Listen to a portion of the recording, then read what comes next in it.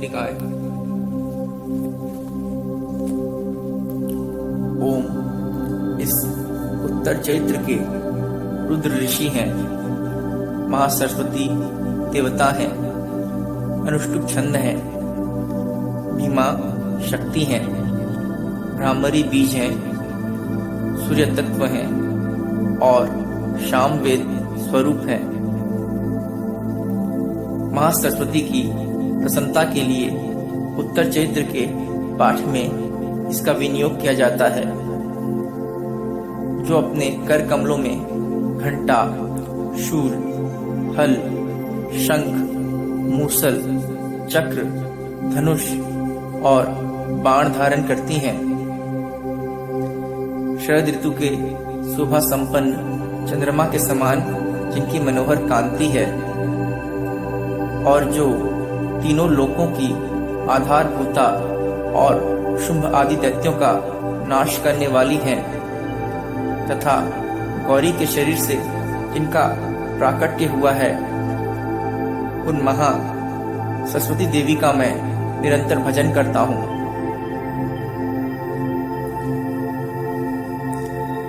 ऋषि कहते हैं, पूर्व काल में शुंभ और निशुंभ नामक असुरों ने अपने बल के घमंड में आकर शचीपति इंद्र के हाथ से तीनों लोकों का राज्य और यज्ञ भाग छीन लिए। वही दोनों सूर्य, चंद्रमा, कुबेर, यम और वरुण के अधिकार का भी उपयोग करने लगे।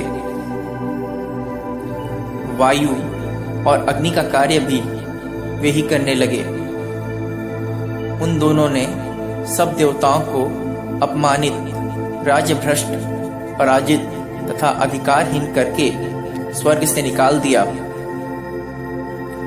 उन दोनों महान असुरों से तिरस्कृत देवताओं ने अपराजिता देवी का स्मरण किया और सोचा, जगदम्बा ने हम लोगों को वर दिया था कि आपत्ति काल में स्मरण करने पर मैं तुम्हारी सब आपत्तियों का तत्काल नाश कर दूंगी।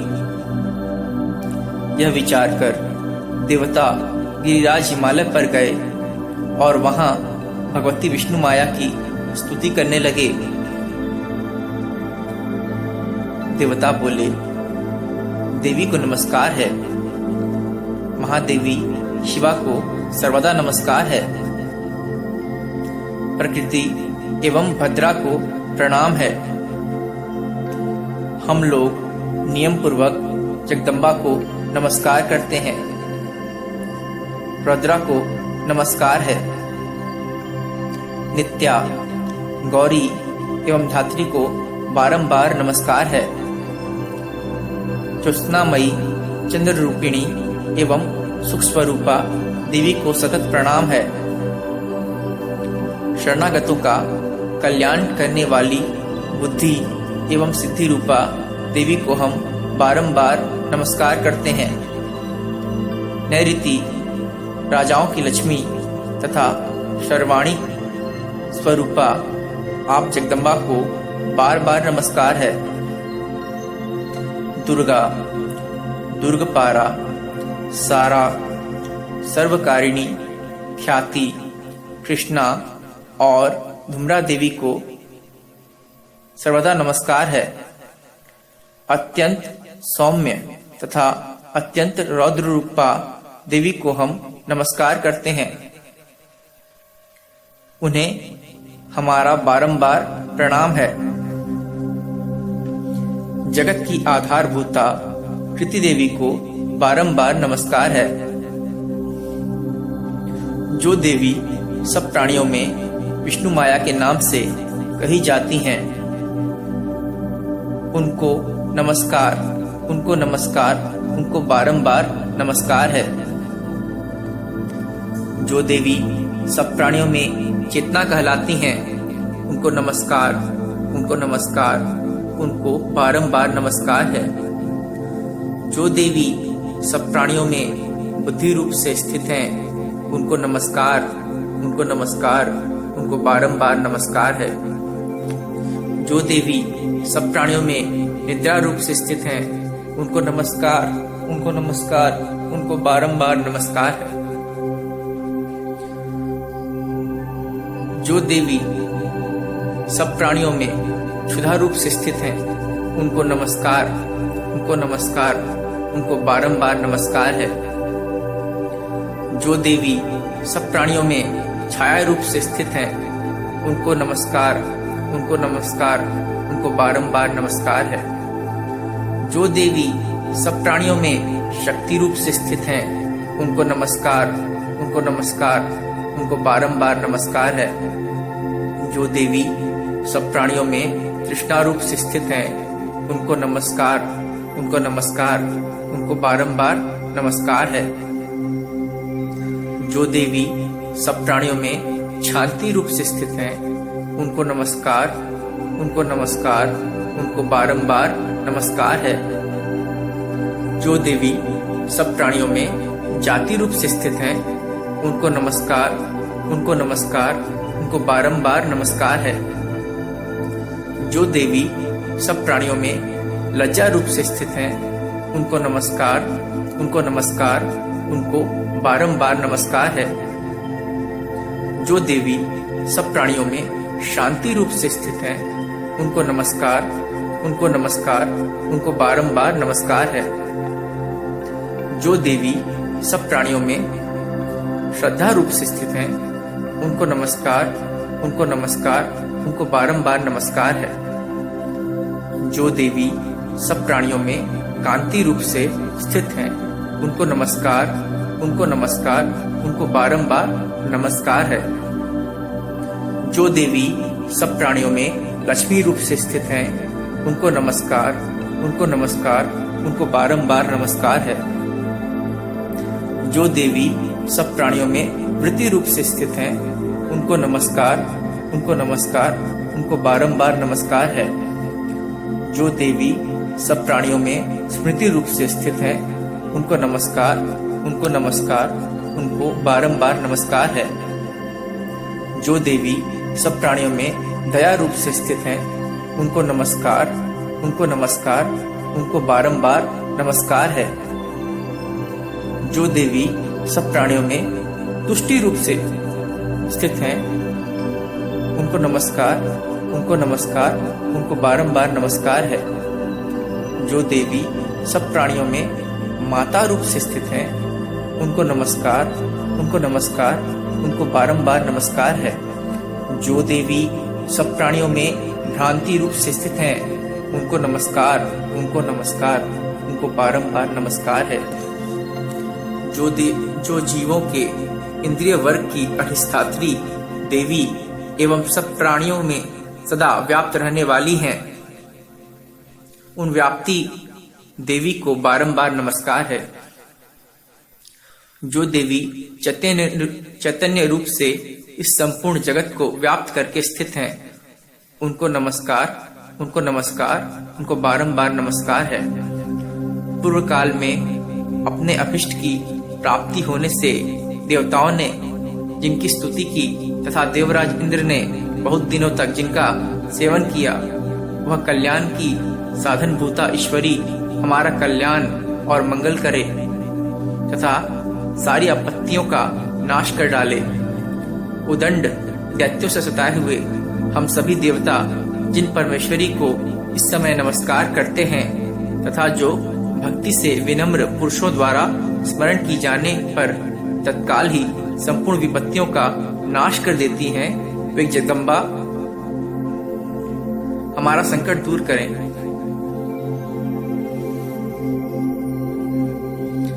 ऋषि कहते हैं, राजन, इस प्रकार जब देवता स्तुति कर रहे थे, उस समय पार्वती देवी गंगा जी के जल में स्नान करने के लिए वहां आई। उन सुंदर भौं वाली भगवती ने देवताओं से पूछा, आप लोग यहाँ किसकी स्तुति करते हैं? तब उन्हीं के शरीर कोश से प्रकट हुई शिवा देवी बोली, शुंभ दैत्य से तिरस्कृत और युद्ध में निशुंभ से पराजित हो यहाँ एकत्रित हुए ये समस्त देवता यह मेरी ही स्तुति कर रहे हैं। पार्वती जी के शरीर कोश से अंबिका का प्रादुर्भाव हुआ था, इसलिए वे समस्त लोकों में कौशिकी कही जाती हैं। कौशिकी के प्रकट होने के बाद पार्वती देवी का शरीर काले रंग का हो गया, अतः वे हिमालय पर रहने वाली कालिका देवी के नाम से विख्यात हुई। तदंतर शुंभ निशुंभ के भृत्य चंडमुंड वहां आए और उन्होंने परम मनोहर रूप धारण करने वाली अंबिका देवी को देखा। फिर वे शुंभ के पास जाकर बोले, महाराज, एक अत्यंत मनोहर स्त्री है जो अपनी दिव्य कांति से हिमालय को प्रकाशित कर रही है। वैसा उत्तम रूप कहीं किसी ने भी नहीं देखा होगा। असुरेश्वर, पता लगाइए वह देवी कौन है और उसे ले लीजिए। स्त्रियों में तो वह रत्न है, उसका प्रत्येक अंग बहुत ही सुंदर है तथा वह अपने श्री अंगों की प्रभा से संपूर्ण दिशाओं में प्रकाश फैला रही है। दैत्यराज, अभी वह हिमालय पर ही मौजूद है, आप उसे देख सकते हैं। प्रभो, तीनों लोकों में मणि, हाथी और घोड़े आदि जितने भी रत्न हैं, वे सब इस समय आपके घर में शोभा पाते हैं। हाथियों में रत्नभूत ऐरावत, यह पारिजात का वृक्ष और यह उच्च श्रवा घोड़ा, यह सब आपने इंद्र से ले लिया है। हंसों से जुटा हुआ यह विमान भी आपके आंगन में शोभा पाता है। यह रत्नभूत अद्भुत विमान जो पहले ब्रह्मा जी के पास था, अब आपके यहाँ लाया गया है। यह महापद्म नामक निधि आप कुबेर से छीन लाए हैं। समुद्र ने भी आपको किंजल किनी नाम की माला भेंट की है, जो केशरों से सुशोभित है और जिसके कमल कभी कुम्हलाते नहीं हैं। सुवर्ण की वर्षा करने वाला वरुण का छत्र भी आपके घर में शोभा पाता है तथा यह श्रेष्ठ रथ जो पहले प्रजापति के अधिकार में था, अब आपके पास मौजूद है। दैत्येश्वर, मृत्यु की उत्क्रांतिदा नाम वाली शक्ति भी आपने छीन ली है तथा वरुण का पाश और समुद्र में होने वाले सब प्रकार के रत्न आपके भाई निशुंभ के अधिकार में हैं। अग्नि ने भी स्वतः शुद्ध किए हुए 2 वस्त्र आपकी सेवा में अर्पित किए हैं। दैत्यराज, इस प्रकार सभी रत्न आपने एकत्र कर लिए हैं। फिर जो यह स्त्रियों में रत्न रूप कल्याणमयी देवी हैं, इसे आप क्यों नहीं अपने अधिकार में कर लेते?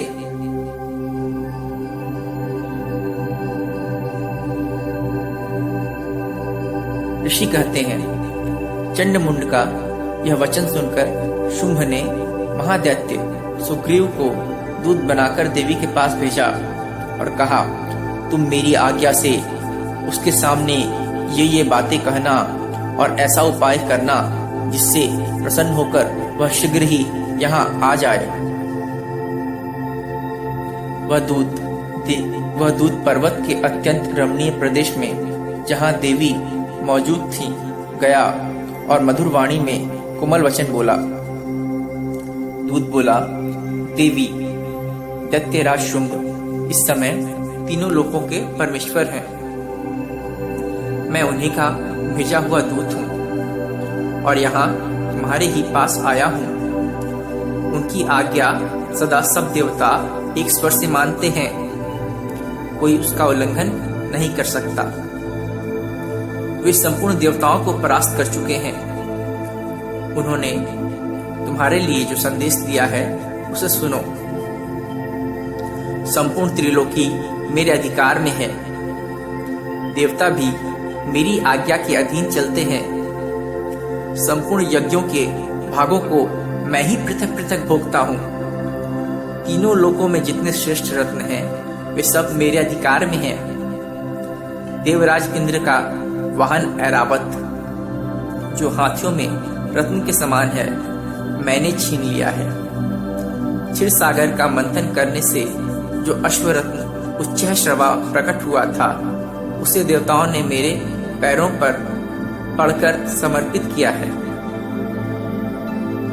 सुंदरी, उनके सिवा और भी जितने रत्नभूत पदार्थ देवताओं, गंधर्वों और नागों के पास थे, वे सब मेरे ही पास आ गए हैं। देवी, हम लोग तुम्हें संसार की स्त्रियों में रत्न मानते हैं, अतः तुम हमारे पास आ जाओ, क्योंकि रत्नों का उपभोग करने वाले हम ही हैं। चंचल कटाक्षों वाली सुंदरी, तुम मेरी या मेरे भाई महापराक्रमी निशुंभ की सेवा में आ जाओ, क्योंकि तुम रत्न स्वरूपा हो। मेरा वर्ण करने से तुम्हें तुलना रहित महान ऐश्वर्य की प्राप्ति होगी। अपनी बुद्धि से यह विचार कर तुम मेरी पत्नी बन जाओ। ऋषि कहते हैं, दूत के यों कहने पर कल्याणमयी भगवती दुर्गा देवी, जो इस जगत को धारण करती हैं, मन ही मन गंभीर भाव से मुस्कुराई और इस प्रकार बोली। देवी ने कहा, दूत, तुमने सत्य कहा है, इसमें तनिक भी मिथ्या नहीं है।